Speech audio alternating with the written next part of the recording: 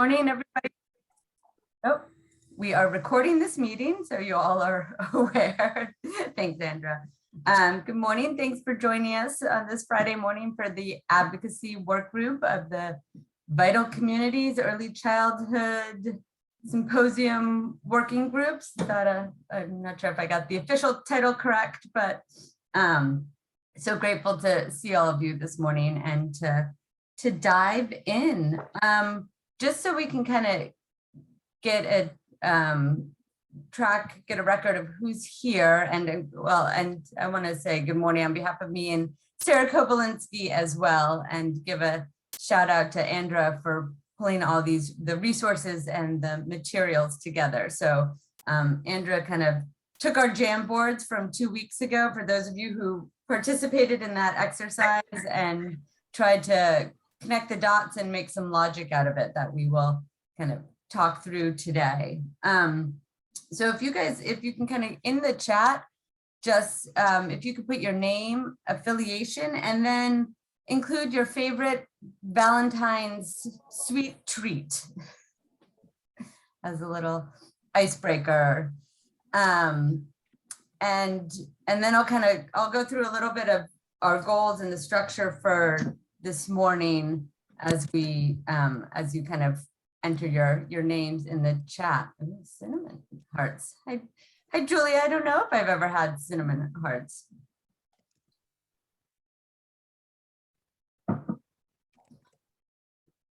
Yeah.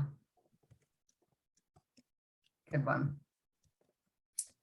So today, our goal is kind of to take the Jamboards and flesh it out a little bit further. If you remember 2 weeks ago, we kind of talked about what's kind of our work plan for the first 90 days, and then what's a more long-term work plan around this advocacy work.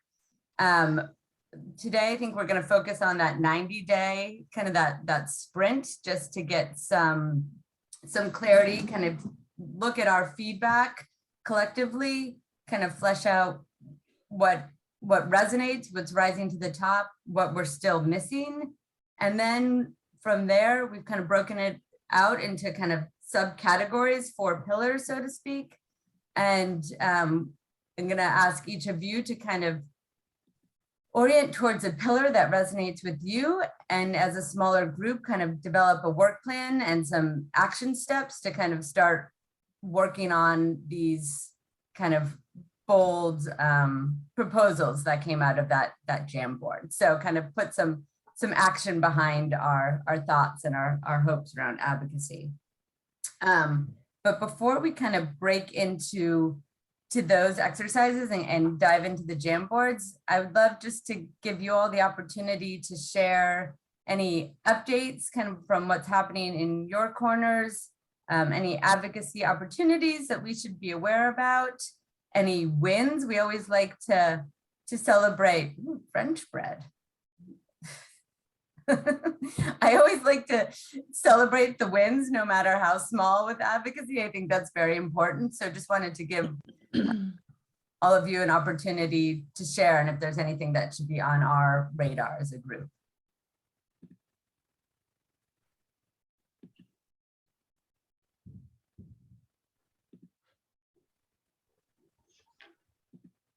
Brooke, this might be a moment to mention information that came forth only yesterday about that came from Jackie Cowell in New Hampshire about a series of forums that are going to be held beginning on Monday, with the first one for an hour. And I see Sunny nodding her head. Yeah. It's ideas for more ways that childcare businesses and other businesses can partner. And so I put the link for the registration in the chat. It is, as Sarah said, it's Monday at 1, so not a whole lot of heads up. They will record it. So I encourage you all to at least register, and then you can get a recording. There are a lot of businesses listed as participants, but a lot of them well, I'd say all of them are in southern New Hampshire. I didn't Yeah, see all of them. There's nothing any, from the Upper Valley. It's- yeah, any Upper Valley representation, but if it's kind of working in a parallel track to what we are doing here, I think there's hopefully opportunities for collaboration and synergy and sharing and learning. And then I just saw something in the chat from Let's Grow Kids. Charlotte, you want to talk about it a little bit more, expand on it? Yeah, sure. I haven't really done a deep dive into the page itself, but basically it's kind of a one-stop shop for Vermont advocacy for childcare. And so sort of their first priority is thanking the senators for prioritizing childcare in the budget this year. So just thought that was relevant, and for those of us on the Vermont side could be a nice resource to turn to. Great. A good page to have bookmarked, right? Yeah. And Janet, thank you for politely raising your hand. Go ahead. Sure. Good morning, everyone. My name is Janet Hunt, and I'm brand new at New Futures. I think you might have recognized Kim Ip as the representative from New Futures, but I'm a new staff, and we've shuffled around the regions. So Upper Valley is one of my regions.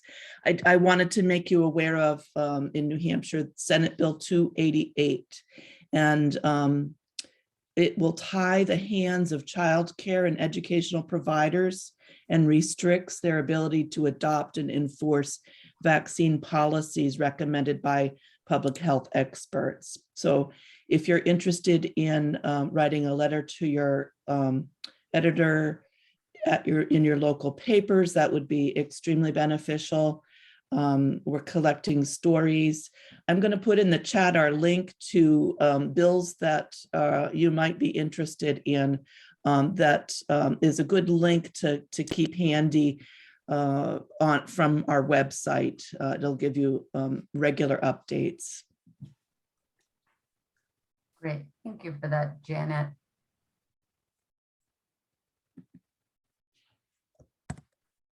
And then Julia. I heard a really interesting story on NPR yesterday morning, folks, and I'm not sure you had a chance to hear it, but it was about the devastating impacts of the closing of childcare centers in rural parts of the country. I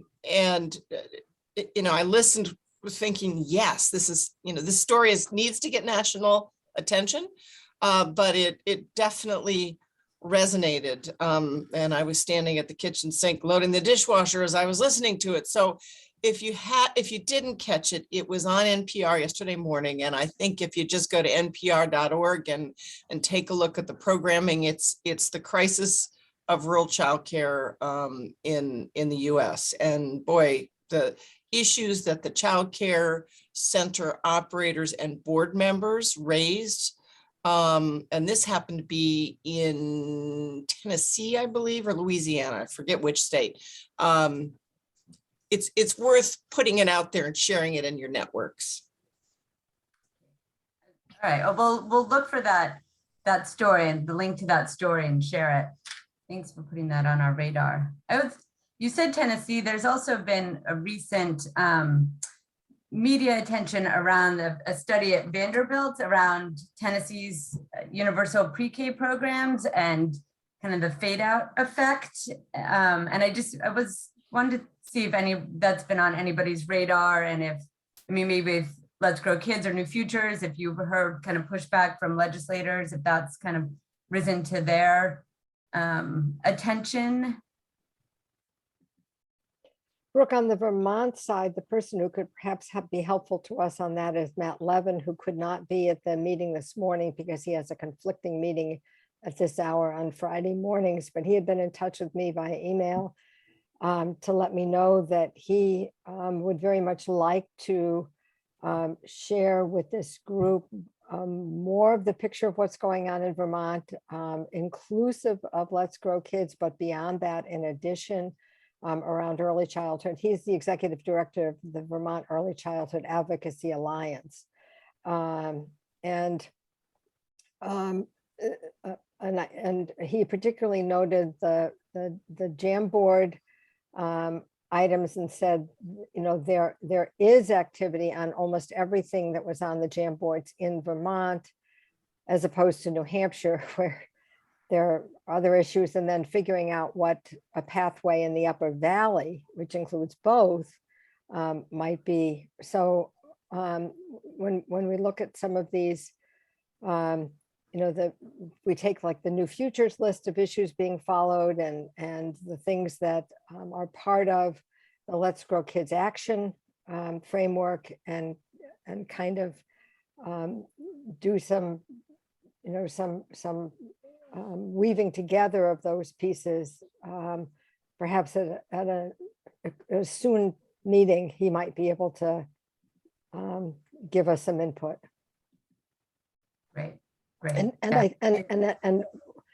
I think that does follow up on this issue about the overall rural picture of what is both happening and threatened. Mhm. Mhm. Yeah, that would be helpful. That would be great. Anyone? I have one little win, and Amy, maybe you can help elaborate on this, but and these are wins. They're little. Stay Work Play New Hampshire has included supporting access to childcare as part of their advocacy platform, and so I think that's a big win. I mean, the more kind of sectors and coalitions that can be supporting the childcare sector, the better. So I think those unlikely allies. So, and Amy, if you want to, I know you were presenting to that group, and if you want to share kind of how that evolved. No, I was contacted by Stay Work Play to be a panelist in the discussion, and the person, I'm trying to think if she's here, I don't think she is, from Dartmouth HR, is it Carolyn? And also a gentleman who works for the town of, I think Bristol, in that area. And it was, when it all came down to workforce, and behind the workforce was childcare and working age. So it wasn't that childcare kind of dominated the conversation, but when you started looking at bringing young families to New Hampshire and having them stay here and work here and play here in New Hampshire, childcare was a large piece of that base. So it was really nice to see them advocating for bringing that to the economic development level. That's great. Yeah, I mean, such an integral part to economic development. So I'm glad they made the connection. Thank you for helping them see that. Yeah, Janet. Yes, I just wanted to let you know, speaking of Stay Work Play, we're hosting, New Futures is hosting an advocacy training on Thursday, the 17th from 4 to 5. And Stay Work Play will provide the training and providing an overview of the New Hampshire State Legislature and how a bill becomes a law and when advocacy is most needed within the process. That would you send us the details of that? That might be something. Sure. To Absolutely. Resource to send to this group, and kind of strengthen our advocacy muscles. Yeah, Julia. Brooke, just another small win. Several of us in the Upper Valley are involved in the state of New Hampshire's CEDARS program, which is essentially the state is divided up into regions, and we're focused on economic development initiatives for future funding with the state's BEA. And I attend the Northern CEDAR, and Tracy Hutchins and Nancy Merrill are active in the Cheshire County CEDAR, because they don't see this, the state doesn't recognize Western Central New Hampshire as deserving of its own CEDAR. We're lumped into the North and the South. So it's sort of a laborious process, but on the Northern CEDAR, boy, all of the individuals from the North Country and a couple of us from the Western side of the state, when we were talking about economic development needs in the state, the need for childcare was right up there in the top 10. I think somewhat a surprise to Janelle Lawton from BEA, who was facilitating the meeting. But everybody jumped on board when one individual from the Berlin area raised the issue. So just the economic development side of the state is starting to hear this percolate up as well. So I don't know what it'll come to for us, but we're making a noise. Good. And tell me, what does BEA stand for? I apologize. It used to be Generally. Business and Economic Something. Okay. Development Authority. I forget. Okay. It's Taylor Caswell's domain as a state agency, and it used to be embedded in another state agency called DRED, Department of Resources and Economic Development. But Governor has the best acronyms, or Governor Sununu split them up and put natural resources in one and put business and economic development in its own agency. I mean, making that link to economic development is a key strategy. I think this work group can really push on. And resonates in New Hampshire, right? I mean, at the end of the day, it's all about businesses. So if you can prove that there's a strong correlation, that doesn't hurt. Yeah, for sure. All right, well, great. Thank you. I appreciate this. Anybody else before we transition?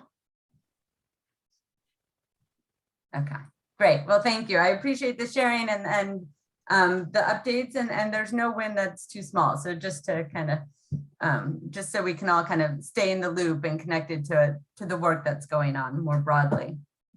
Okay, so we're gonna transition and kind of talk about some of the key elements that resonated, that popped up during the Jamboard session. And Andra, can I lean on you to share the screen, and we'll kind of go through. And I don't know if anybody was able to look at this ahead of time. And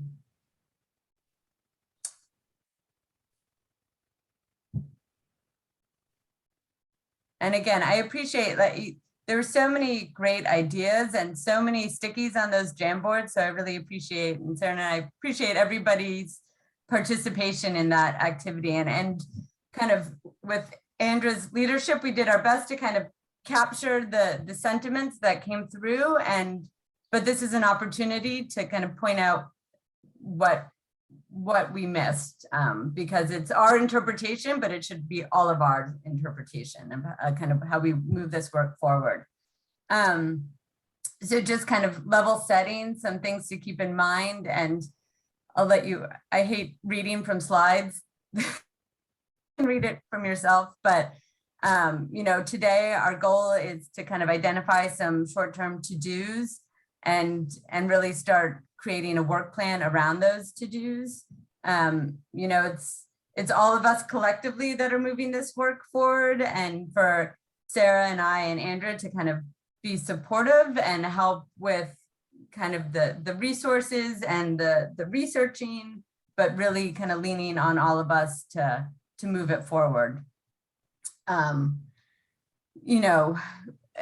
Metrics for sure, part of these like little wins, we're recording these little wins because little wins lead up to big wins. So, metrics are not always clear cut, but we do our best to kind of track our progress. Always ensuring equity and keeping a focus that, this work is focused on our most vulnerable populations and not losing sight of that. And that's kind of core to our advocacy as we move forward. And kind of the biggest need, what are the low hanging fruit, kind of what can we tackle, what's already in the works. And then we will take guidance from the other work groups. And that reminds me, Andra, if there's an update from the other work groups, sorry to kind of jump, but is there anything you I should have put that in the beginning of kind of share out some of the updates from the other work groups, just so we know kind of how the other strands are moving forward. Yep, I'll speak for the facilities and programs group, and I'll let Amy speak to the recruitment and retention group since she's here. But the facilities and program models group they have, I think, four different work plans sketched out that have to do around exploring the idea of having a cooperative among childcare providers that to provide benefits and materials and things to those who are part of it.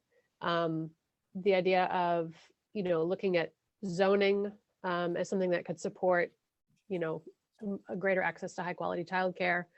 I'm trying to remember the other work plans, but they've developed some specific work plans, and they've broken up into subgroups to start fleshing out their 90-day work plans, which is where we're headed for in this group. But I'll let Amy talk more about the recruitment and retention group.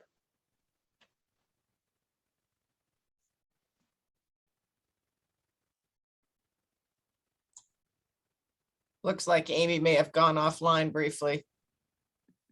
Oh, there she is.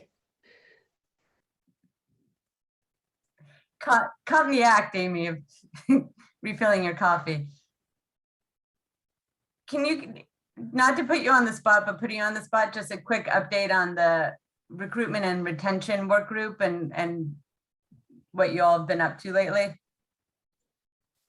Well, we only had one meeting, and I think we meet next week, but we're first looking at retention. We were looking at enhancing some of our retention efforts, and we'll be calling upon this work group and the other work group to help us. One of them is a staff appreciation week, or early ECE teacher appreciation week, which will coincide with the week of the young child, which is a national effort to bring visibility to early childhood. And that is April 2nd to the 8th. And we'll be brainstorming and asking for support from the community for raising awareness and visibility of that effort. And recruitment, we are recruiting now. We're actually having some success. We're struggling a little bit. We had a few meetings yesterday I actually had with Sunny that's on this call. Sunny received some of the resumes from us, and as you all know, not that just because you get a resume of interest doesn't mean they engage. So there's that kind of issue of maybe if we had somebody also in HR or anybody experiencing this that has another strategy. We talked in our group about adding another layer of screening to our efforts so that we wouldn't be wasting directors' time with these resumes and chasing people. And then we've also run into the reality that there are minimum qualifications. We're quickly filling slots. For example, there's, and this may be interesting to this group, but there's I received an email from a center in Woodstock that said exactly what they needed for staff to open up slots. If they could find 2 lead teachers for their infant room, they could take 8 infants. That's that's a lot. That's 8 infant slots if we could find those 2 qualified people. I don't know that we can find those 2 people necessarily. So we need to really move and think about training up people for these positions now, so that in 6 months, 8 months from now, we can open those classrooms. These are closed classrooms, no kids in them, empty cribs. And she also said they needed an assistant preschool teacher and a floater, and they could go back to capacity. So that's just one center. So we're actually been meeting ECEA's board meeting yesterday, and we talked about joining with the facilities and program models survey. ECEA will join in gathering more information about what the current level of need is for exactly how many of what positions are needed, so that we can target those positions. We knew in our October survey that we really needed the associate level teacher, which is kind of that first level of classroom supervision. And for both states, it takes around 6 to 8 months to train somebody up to that. So we were actually looking at a program pilot where we can embed on the job training into particular centers to start training these people. And Coos County actually has a model that would work on the cost. Brooke, this has developed in the past few days, that would work on that cost model where they would maximize tuition, as well as working on that training pipeline piece. So that may be something developing as well. That's great. How do you advertise those job openings? I mean, as part of the ECEA, can you kind of link to other listservs or outreach publications that may be able to create a further kind of web of awareness about those job openings? We've created multiple different Facebook videos that we boost out into the different areas, and we kind of target different areas at different times. We're not getting a lot of traffic through listservs. We are doing listservs. We got the most traffic when we started headhunting on Indeed. Okay. And the problem is that so many of those are just, you're not going to find somebody with 18 credits in early childhood. That's just a needle in a haystack. So luckily we did have some foresight in Upper Valley, and last fall, thank you Couch Family Foundation, we started moving some people up using the CDA, incumbent workers. But now we have this new group of people coming in, and the CTE program also, we need to be looking at CTE programs and really thinking about how to move quickly, like not waiting until spring of next year, like being on track for the fall of this coming year for those graduating seniors. Trying to think, in one of our meetings, I think it was our recruitment meeting for Vital Communities, we also started brainstorming about, maybe it wasn't that meeting anyway, we were brainstorming about maybe using rec programs and exposing them to careers in the summer rec programs, and including, I know that in some communities, they expose them to the fire department and EMTs and those types of jobs, but childcare, early childhood isn't really in there. And then also, the state has the idea of featuring people, like I think out of the team that we talked to at DHHS, 4 of them started in a classroom. And now they are state leaders at DHHS. So there is a career pathway out of this. It's not just a dead end, low wage job. And we need to capture that as well. Yeah, for sure. Right. Change the narrative.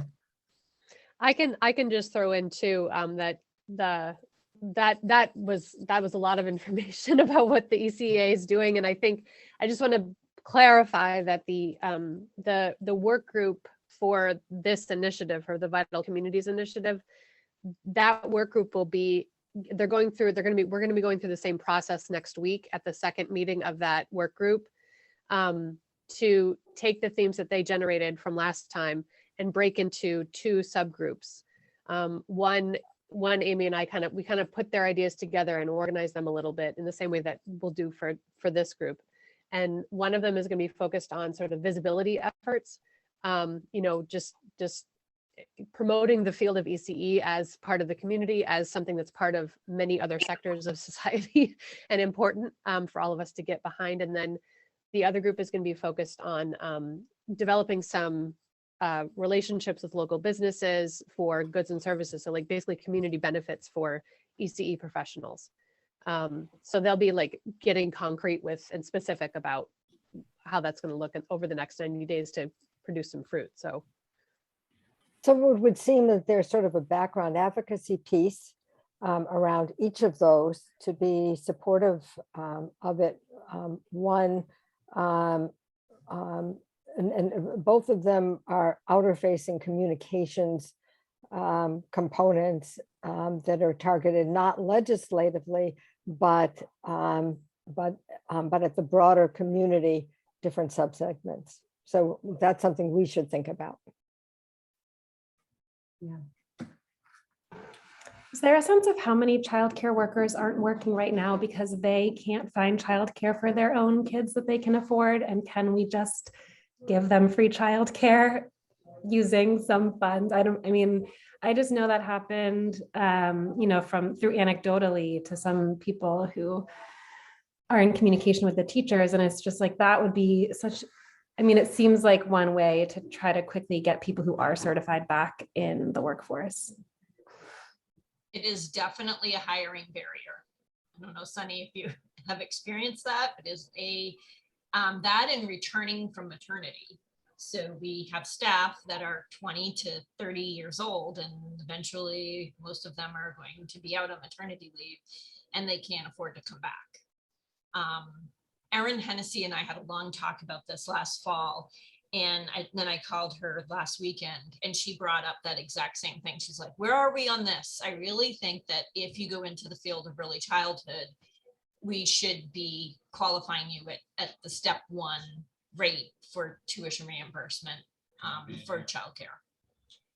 So yeah, definitely. And I don't know, Sunny, do you have any anecdotes? I have them captured from October and I'm going to continue to try to grab that, but yes. For us, it's not so much the affordability as the availability. There aren't enough spots for everyone, so that's a piece of it too, is the availability. So increasing the availability of spaces will also be helpful. Is there any way to put any numbers on that in terms of numbers of staff, numbers of their children, and then a price tag in general terms on that for, say, a year? I have that data from October. Okay, I'll talk to you offline about that.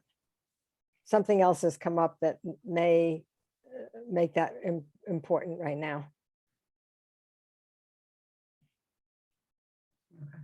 All right. Well, thank you for those updates. And I'm sorry I took us kind of off track, but I always appreciate the opportunity to hear from others and not always having to hear myself. So I think we can go back to the slideshow, but I think those updates are so important because that's going to inform our work kind of on the advocacy strand. So and know that the kind of steering committee comes together every other week as well and reports back on our work groups and kind of devises plans to move the work forward as well. Okay. All right, so now we'll kind of get into the meat of it all with our kind of going through the outcomes from the JAM board. And the goal kind of with this exercise is Sarah and I will kind of talk through what came out of the JAM board. And then we're going to kind of turn it all back to you to reflect on your reactions. And then from there, we're going to develop a work plan to kind of move these pieces forward. So that's kind of the goal for the next half hour or so. These are kind of, these were overarching themes that came through that kind of apply to all aspects of the work. And we went over these suggestions, but just kind of, and we'll kind of level set with these before each meeting, but just things to remember and to keep in mind as we move the work forward, kind of how we will frame it. Again, we don't want to reinvent the wheel. We don't want to, so kind of asking the questions, does it already exist? What do we need to know? Who do we need to ask?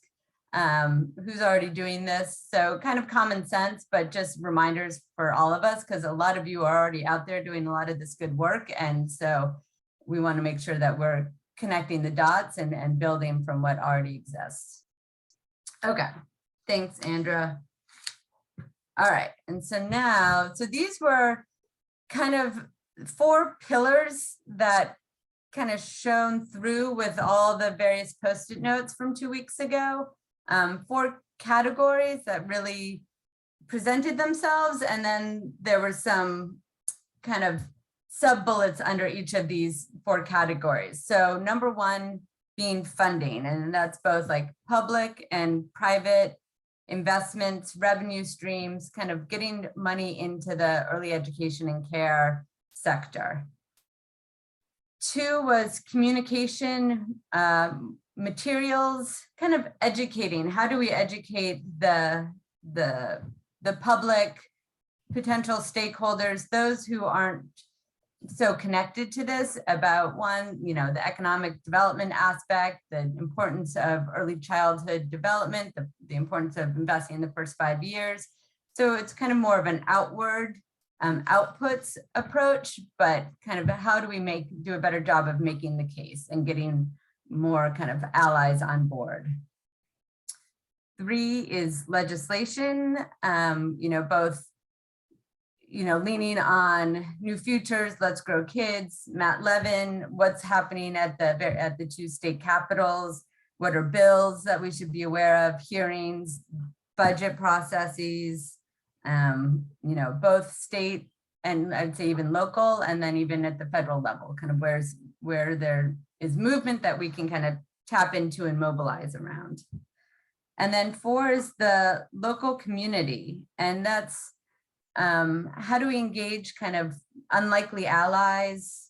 This is, I think, a little the outside of the box thinking that I appreciate, and that we've even kind of referred to on this call already. Kind of who are some local stakeholders that we can elevate, new doors that can be opened? How do we lean on kind of the local community to support the sector?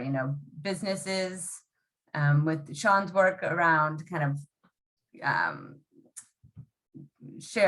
a shared service. How do we loop in local community and think kind of creatively about creating resources for the field? And so those are kind of, I see as 4 main pillars of the work, and kind of the next slides will go through the sub bullets of kind of how that action, how those pillars are kind of organized. And then Andrew kind of took it a step further and did some color coding, which I always appreciate the level of organization, but the different types of action around each pillar. And again, this will kind of help inform our work plans that we're going to create. But, is it targeted action is kind of red, issue specific? Is there research, more information that we need to gather? More the blues kind of outreach, teaching, like more outward focus as internal focus. And then the yellow is kind of networking and connecting, and and convening. And that's how this work all kind of started, and that's where it's really rooted.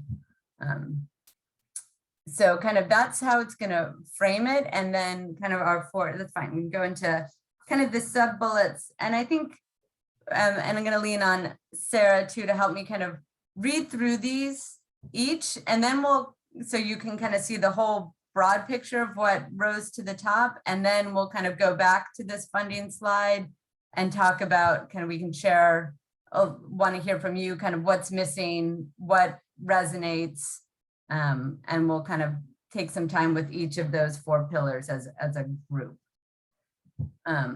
Sarah, do you mind, just so I can see people? So you can maybe take a sip of coffee or whatever. Yeah. Can I jump in can I just jump in real please quick, do. just for process things? So the reason you're gonna look in depth about each of these 4 categories is you're gonna pick one that you want to be a subgroup, a part of a subgroup to develop a work plan together. So we want to make sure that we've just organized this group's feedback, and we want to make sure that it really captures, for each kind of advocacy, it captures what you want to focus on. If there's any glaring omissions or something that we're just going to absolutely table that for now, we'll talk about that as a large group. And then you're going to put in the chat which of these 4 subgroups you want to be part of, and we're going to give you a work plan, which is why I included that with the agenda. And you're going to start developing something that we want to focus on over the next 90 days and accomplishing. Thank you, Andra. Yeah. I should say that each of the work groups are kind of going through the same processes. So we're all kind of moving the work forward in the same manner. And so then now with that in mind, if we go back to these four categories that sort of sifted out from the sticky notes. One of the things that I would flag is that we have the benefit of the items. So if we start with funding, we have the benefit that the purple items that require research actually will not take much work on the part of anybody in this group, because we already have the folks at the table who have that information. It's a matter of defining what questions we'd like them to, or which information it is that we want them to bring forward for us. And so these are really the questions that we want our onboard experts to be answering for us. And then the targeted actions can't really be defined until we have the answers, the purple answers in our head. Then we can go on to the issue specific targeted actions. And there are these two specific ones around funding. So if you're interested in that, that would be a group for you to choose. Then the second one, the communication materials, and again, we have a lot of material already. If we start at the bottom on this list around things that are going on outside of our region, it's a matter of getting that into everybody's hands. And then the other thing is, what of these strategies are already going on in Vermont and New Hampshire that we can take and make specific to the Upper Valley area? Sort of key among them might be that policy platform. What are the things we believe are really relevant to this area, and then focus on specific activities that will or specific information that will be most important for the community to have others join the thinking and then the acting. So if that kind of communication and sharing is your bent, then that would be a place for you to fit in.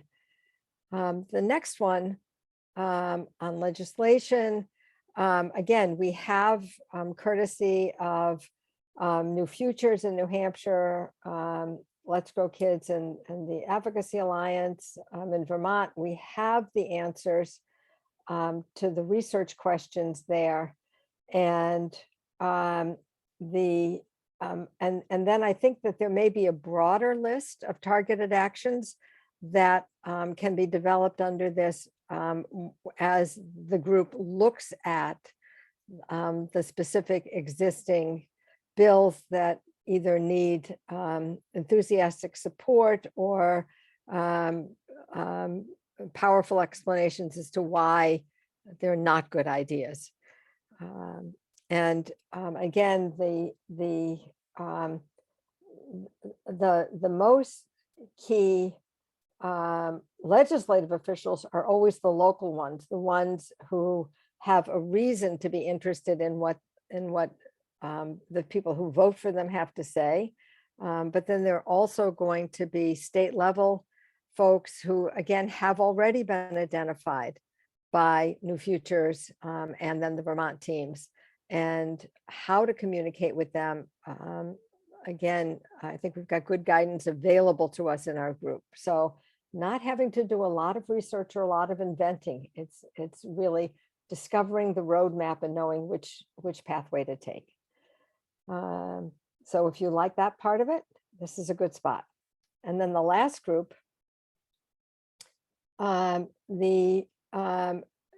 really is in some ways the overlap with the other two work groups.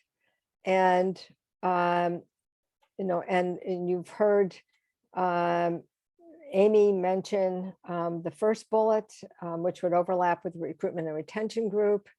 And then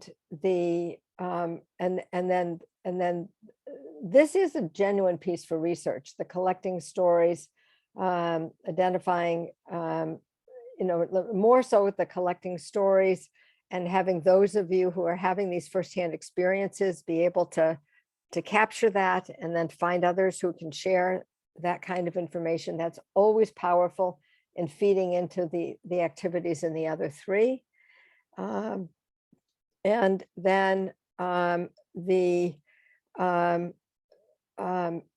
our continued need to outreach to more business leaders, I think needs sort of a targeted action plan.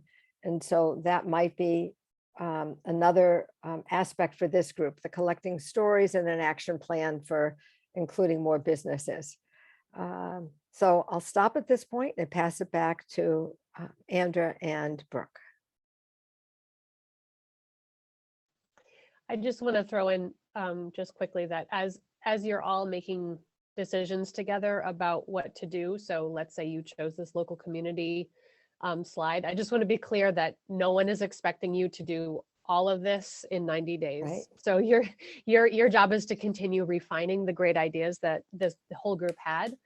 And in terms of representing the will of the group, I put these little asterisks on the ones that more than one person mentioned. So just to weigh that out, that doesn't mean you need to choose those first, but just so that you're aware of what that means.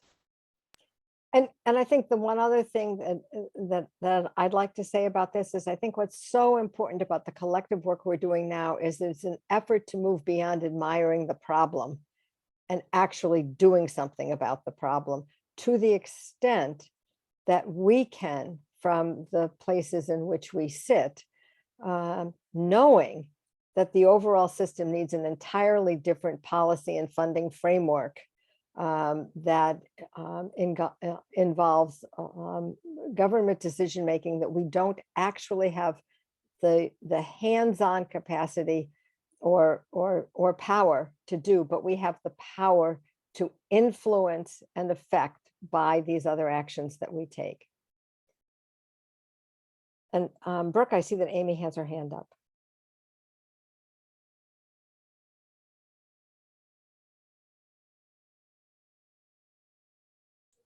I'm not sure if now is a time for the ECEA to make a request for the local community piece. And I don't know if that would change people's minds about which one they look at. But at recent meeting, it came up actually last night where we started discussing the instability in small nonprofits, childcare programs, and we actually had a small nonprofit childcare program director there to kind of tell the firsthand story that I was trying to describe, that I was hearing all around the entire Upper Valley all through COVID. The average small nonprofit childcare center board is made up of parents that didn't make it out the door fast enough and got kind of suckered in for the 3 years. A lot of those boards are not complete. A lot of those boards are not active. All of the work ends up on the director. This particular director described the experience of, reading the grant, being responsible for all of that grant money and all the ordering and all of the, budgeting, and there just really isn't a board supporting. And I actually know some boards that aren't complete and that are probably not operating 100% legitimately because they just can't get a complete board. And it's up to the director to recruit board members.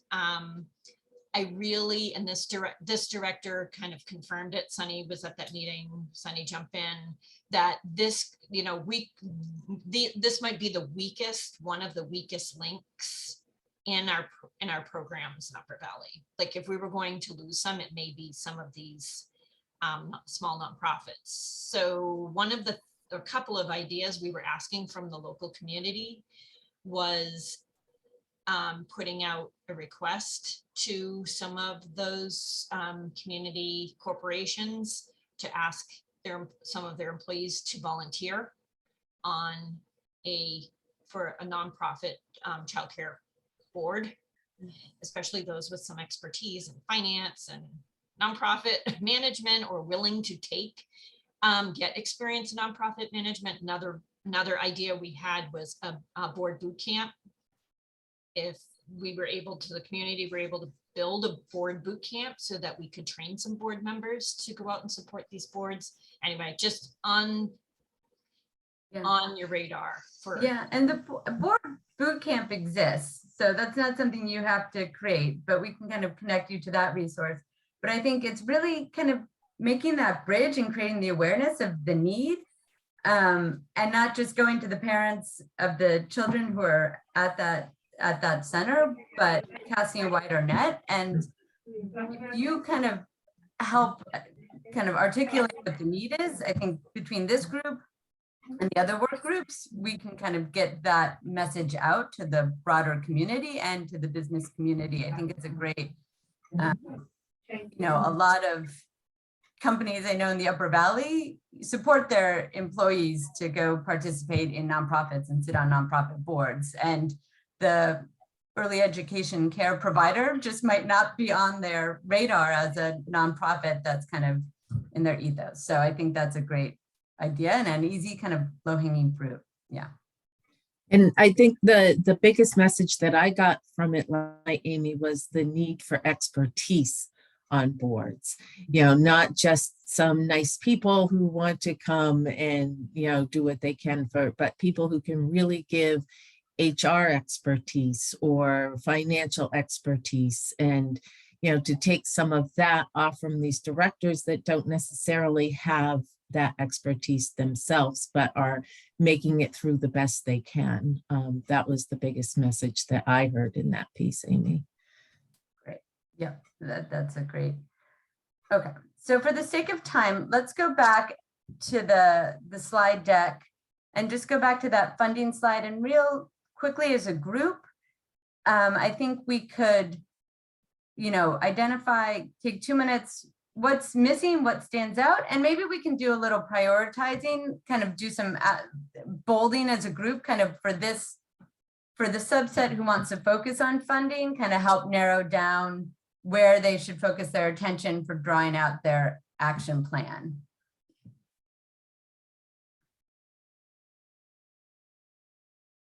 What are kind of some identified kind of priorities or first steps? And is there anything that we didn't capture that should be here? So, Brooke, I think it's Julia. I'm looking at the last bullet on ARPA funds because, that's a timely topic.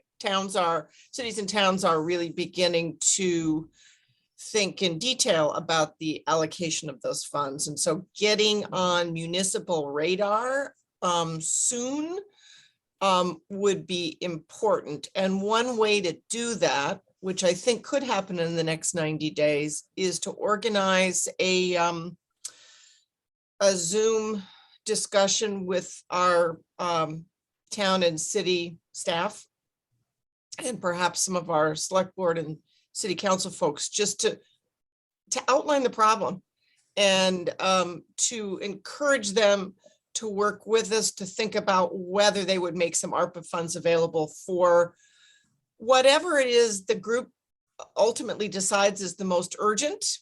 Because if we don't act quickly, we may lose access, because there are lots of things that people want to spend ARPA money on that are, very worthwhile. So it's about striking while the thinking iron is hot. And what is might not be sustainable amount of funding, but can be used kind of in the short term. Right. And just to be aware, most cities and towns have received the first half of their ARPA funds. They'll get the second half in August of this year. And they have until essentially the end of 24 to obligate those monies or spend those monies and fully expend those monies by the end of 25. So lots of us have opted not to rush into using that money because it's quite frankly, 26, isn't it, Julia? By the end of 26. I'm sorry, 26. Yeah. Yeah. They're debating whether to wait to see if any piece of Build Back Better pops out of Congress that they might be able to fund through that program so they can allocate their ARPA money to something else. So it's a bit of a waiting game, but we're all starting to circle around, okay, what are the needs in our region that we should be allocating those funds for? Great. And I would be happy to help organize that kind of a presentation. You know, in terms of, hey guys, can everybody climb on a Zoom call to talk about this? Sean could as well. Right, I was gonna say Sean's very kind of Yep. laser focused on this aspect as well. So the more kind of municipalities, even on both sides of the river, that we can kind of get on the same page or create awareness, that would be, Yep. that would be great. And and it's time sensitive. I would reach out to, as a person who's a planner for a regional planning agency. We have a planner who's specifically working in figuring out what towns are doing.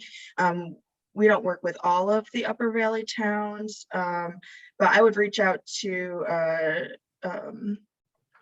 Two Rivers Regional Planning Committee. Thank you, that's a great, And Lake Sunapee is Listen. there are 3 regional planning commissions in our area, and I think that's a great other resource for the smaller communities to really speak about the smaller communities that don't have the kind of staff that that the 4 core Upper Valley towns have on the 2 sides of the river. So combination of town officials such as Julia and her leadership along with Sean, add the regional planning commissions to that. That'd be great. and one thing I might add here is philanthropic dollars. I know since the Upper Valley Symposium has come together, there have been funders in the community that want to be supportive, and their question is how. And so if there is some thought around revenue streams that could go, what are the needs of existing centers and how could funders who are kind of new to this realm of work be supportive?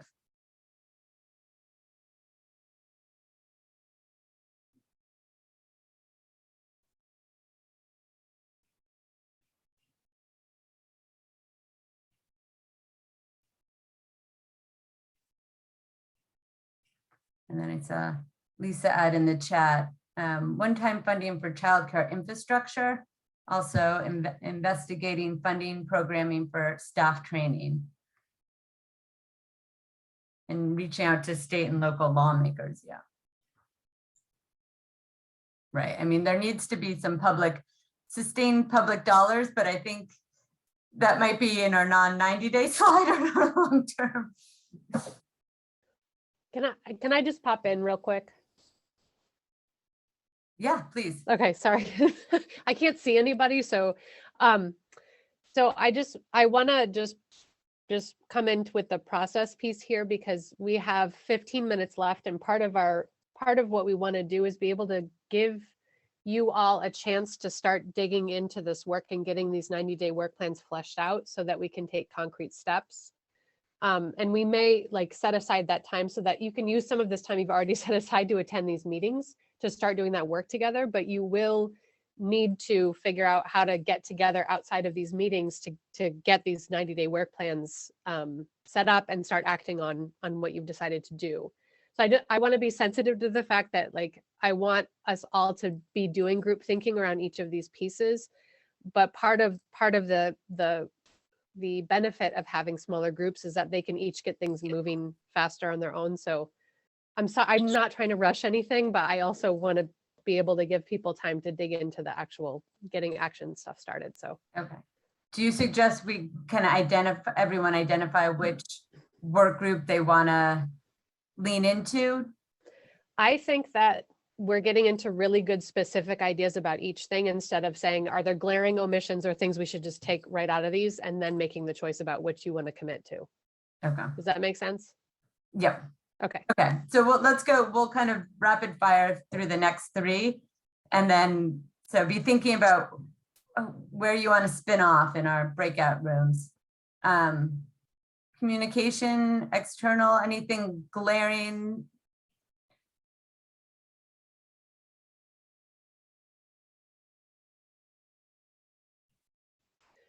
one thing with this slide in particular, when Brooke and I were preparing for this meeting today, we talked about this idea here of establishing a policy platform and the fact that there are policy platforms already established among advocacy groups involved in this. So that may not necessarily be the work of this work group. It may be more about amplifying the policy platforms that are already out there.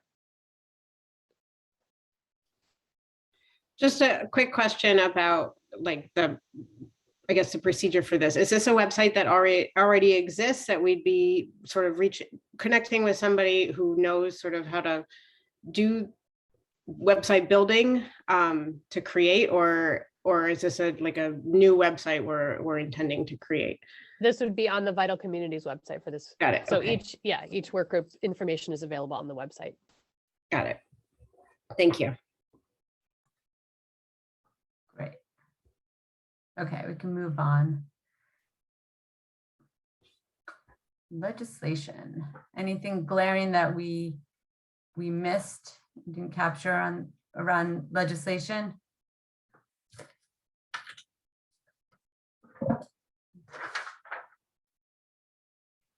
The only thing I thought of was kind of identifying champions in the legislative champions and the champions in the legislature. And again, I think that we've got the expertise to tell us that already amongst the folks. that Right. are- And Yeah. just so we have them on our radar. And Yeah, Lisa kind of yeah. alluded to that in her comment in the chat, but Yep, It's also never too early, Brooke, to start thinking about next session in New Hampshire, which is not to say that should become a huge work task, but boy, it's going to be, as you think about how to focus on current legislation, it's really starting to flesh out in kind of a skeletal framework what we should be pursuing for the next biennium in New Hampshire. Can't speak for Vermont, but I'll just quickly say, I wrote to the Lebanon representatives after I think our last meeting, and Susan Almy was the only one who responded, but she would be a legislative champion. I'm sure you guys are familiar with her because she's been around for so long, but I think engaging with her would be helpful, and she'd be willing to, collaborate on these efforts. great. Thank you, Erica. And good advocacy outreach. Thank you for contacting your legislators. That's awesome. Okay, anything else? And I noticed that number 2 has a star next to it, and I will have that information that's in the process right now. That just means that more than one person suggested that. Yeah, so discovering the needs will be revealed soon, and then maybe Yeah. you'd be ready to move on that. Perfect. Yeah. Thank you. Okay, local community. Anything missing or anything that jumps out?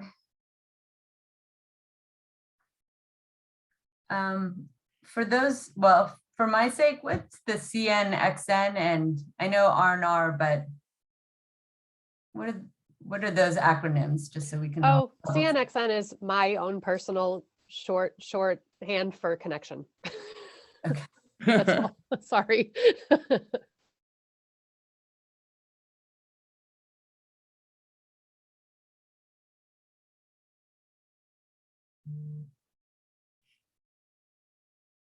I'm interested in this one. I'm a Dartmouth faculty member at the med school, and I've just been, so I'm coming at it from sort of a very self-centered angle, just knowing how many of my colleagues are struggling to find childcare and hearing their stories all the time of being on wait lists on 5 places for over a year. They still can't find childcare for their infant. We've recruited faculty members from all across the country who come here and just can't find childcare for their children. I wrote a letter to Dartmouth. It was signed by over 300 Dartmouth faculty, staff, and students, begging them to expand D4C to have childcare subsidies for employees in need.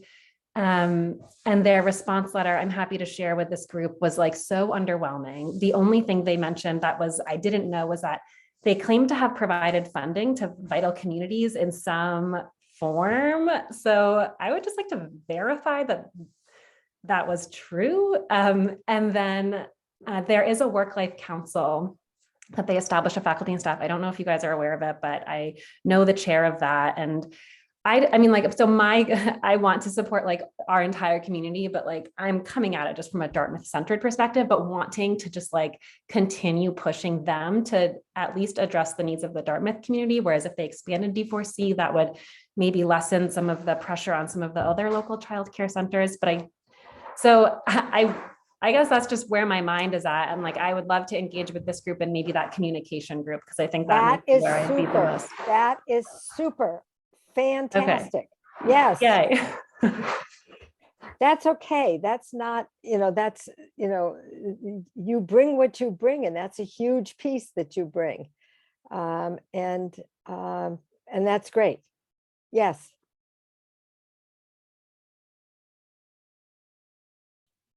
Yes, okay.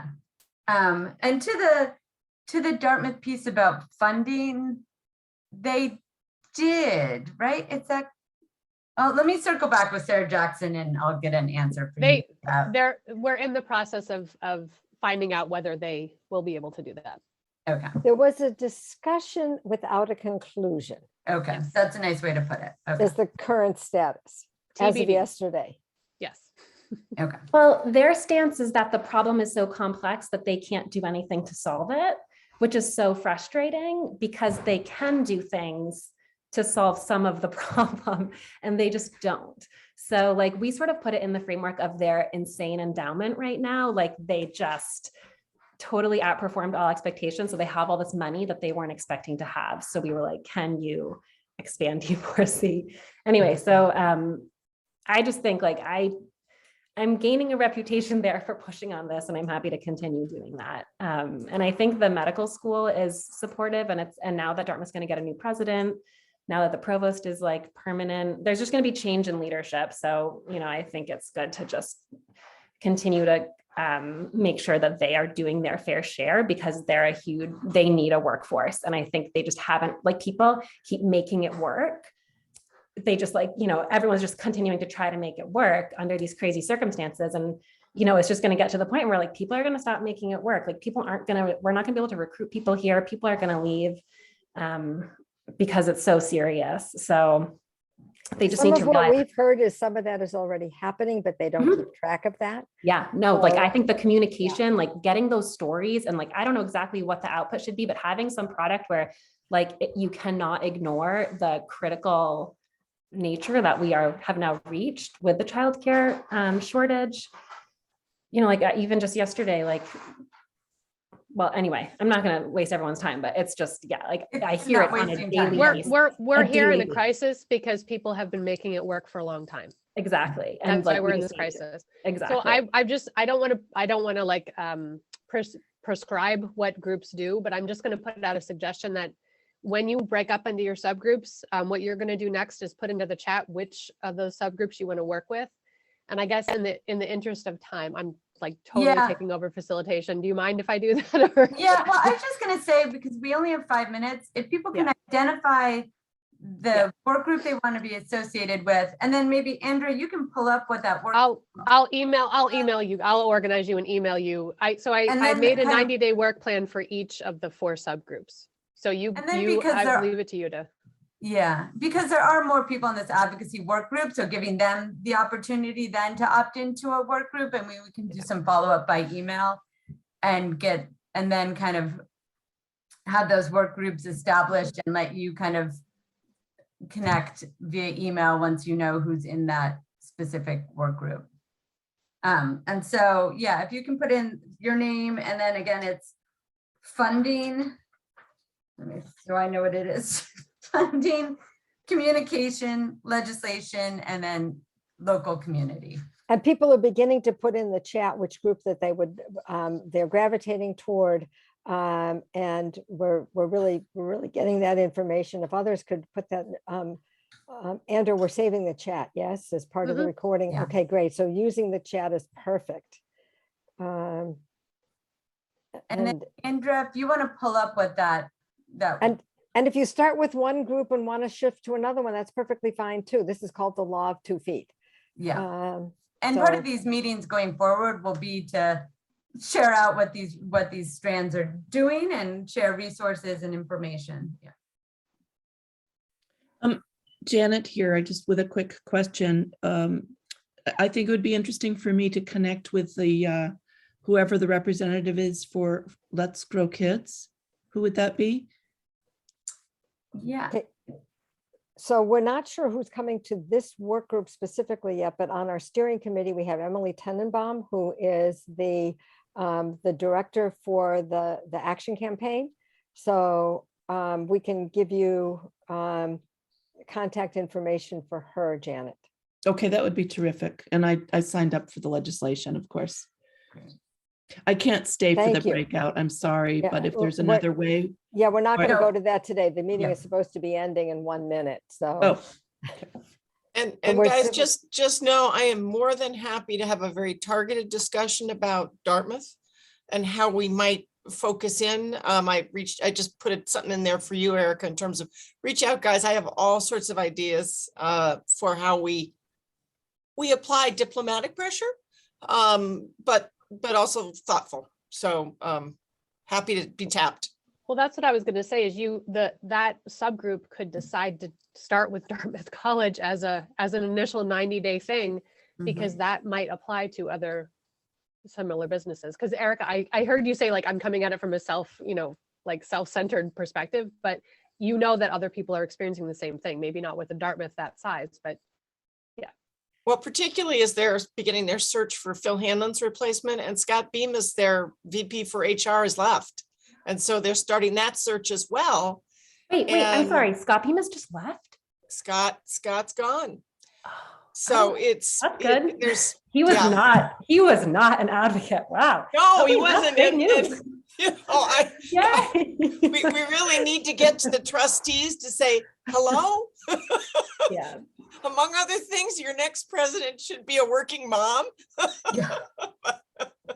Yeah. Well, we won't be able to recruit anyone. They won't have any childcare for their kids. Just kidding. All right, Andrew, I'm going to throw it over to you because I want to be sensitive and respectful of everybody's time. What's your kind of last closing to wrap it up? What would you like the group to knowledge bit so they have their marching orders? Just keep an eye out for a work plan. It's it's got a lot of boxes. It's very clear. It should be easy enough to fill out. That's why we're using it. And we're going to leave it to you as the subgroups to figure out how to get together we'll get information to you about who your subgroup is. Exactly, yeah. And help you to have a starting point about who is Exactly. the subgroup, and a tool to put that together with. And there will probably be other people than the ones who are here in this meeting today. And then our next meeting is in 2 weeks on the 25th at a slightly different time. It is at Hold. yeah, and I'm not remembering it. Wait a minute, I've got it written down. It's at No, I 9:30 on the 25th. Yeah, 9:30. Starts at 9:30. And I was just Eastern also, time. yes, and I was gonna just add to that at that next meeting, if we can all we should pick a regular meeting schedule and pace, I think, for everybody's sanity. And so. Great. All right. I think that's as far as we should be going today, but I would say amazing thinking and good sense of momentum toward action. And it's pretty exciting to be with a group of good thinkers like you. Thank you, everyone. Have a great weekend. Thank you all. bye.